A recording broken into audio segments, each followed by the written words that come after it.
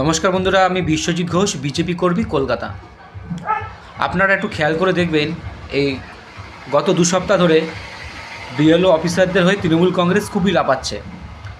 তৃণমূল কংগ্রেসদের একটাই কথা, এসআইআর এত তাড়াতাড়ি কেন দরকার আছে, এত তাড়াতাড়ি করা উচিত না। এতে বিএলও অফিসাররা অসুস্থ হয়ে পড়ছে, কেউ সুসাইড করছে, সুসাইড নোট লিখছে। বিএলও অফিসারের থেকেও বেশি তৃণমূল কংগ্রেসদের নেতা, উপরমহল নেতা মন্ত্রীদের কাছ থেকে আর সাধারণ কর্মীদের মুখে বেশি শোনা যাচ্ছে। বিএলও অফিসাররা আর ইলেকশন কমিশন, না এরা তৃণমূলের, না এরা বিজেপি। বিএলও অফিসারদের সাথে রাজনীতির কোনো সম্পর্ক নেই। তাহলে তৃণমূল কংগ্রেস কেন বিএলও অফিসারদের হয়ে এত কথা বলছে, কেন ওদের হয়ে বলছে এত তাড়াতাড়ি করা উচিত হবে না, ইলেকশন কমিশনের বিরুদ্ধে যাচ্ছে?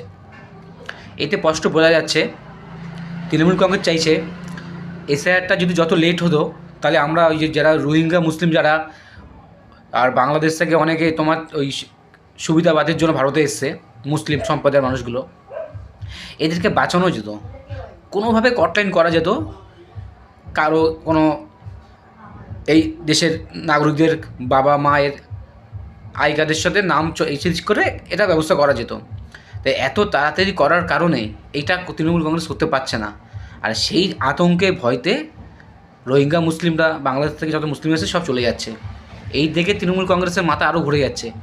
কেন এটা বাংলার মানুষ জানে, সারা দেশের মানুষ জানে, রোহিঙ্গা মুসলিম আর বাংলাদেশ থেকে অনুপ্রবেশকারী যে মুসলিমরা এসেছে তারা তৃণমূলের ভোটার, কেন তারা তৃণমূলকেই ভোট দেবে।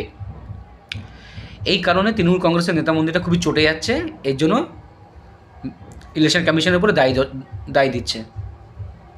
কিন্তু বাংলার মানুষ, শিক্ষিত মানুষ যারা খবর দেখে, যারা তৃণমূল কংগ্রেসকে ভোট দেয়, তারা অবধি জানে এটা কোনো আইনত কথা না, এটা কোনো একটা যুক্তিমুক্ত কথা না।